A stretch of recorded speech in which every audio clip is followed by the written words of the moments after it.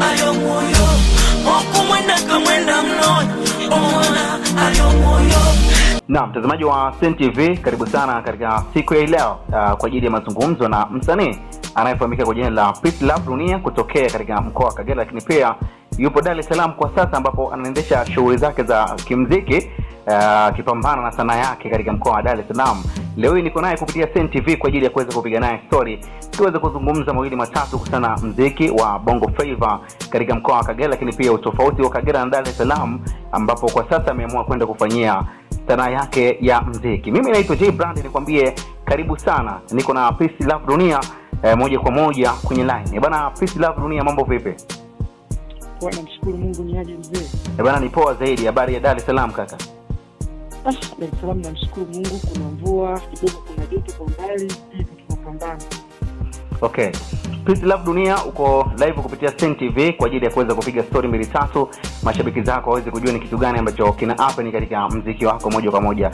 Peace Love Dunia, tuanzie katika muziki wako. Kwanza sasa hivi tumeona ulikuwa unafanya muziki katika mkoa wa Kagera, lakini pia sasa hivi uko Dar es Salaam, lakini pia unafanya muziki wenye maudhui ya lugha tofauti tofauti ikiwemo Kiaya. Kwanza utofauti wa Kagera na mkoa wa Dar es Salaam ni ipi?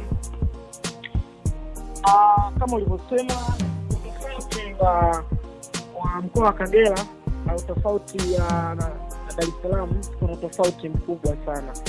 Utofauti wa kwanza, Dar es Salaam unakutana na Saudi tofauti, lakini kingine pia huko unajifunza muziki zaidi, unakutana na watu zaidi.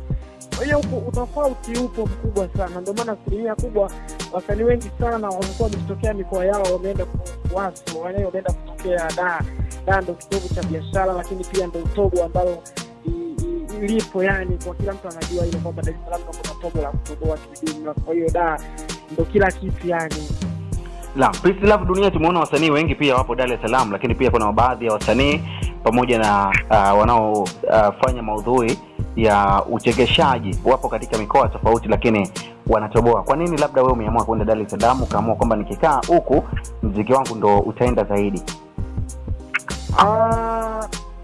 Kijumla tuseme ukweli, pia unajua wanasema kweli ni mpenzi wa Mungu. Tumeshuhudia wengi sana watu ambao ni wasanii wamefanya ngoma labda zimesikika mikoani, lakini hapo tena wamehitaji kwenda Dar kukutana na watu zaidi, kupushi muziki wao, kwa sababu Dar es Salaam ndo ukitoa jambo lako inasikika Tanzania kijumla.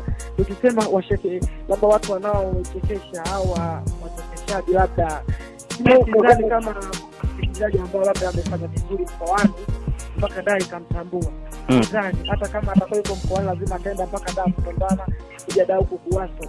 Sidhani kama kuna mchekeshaji ambaye anafanya vizuri mikoani yani mpaka Dar inamtambua, inamjua. Akishafanya huko lazima tena itabidi tena arudi aje Dar hivyo. Labda wewe umetoka Bukoba ukaenda Dar, malengo yako ni yapi labda?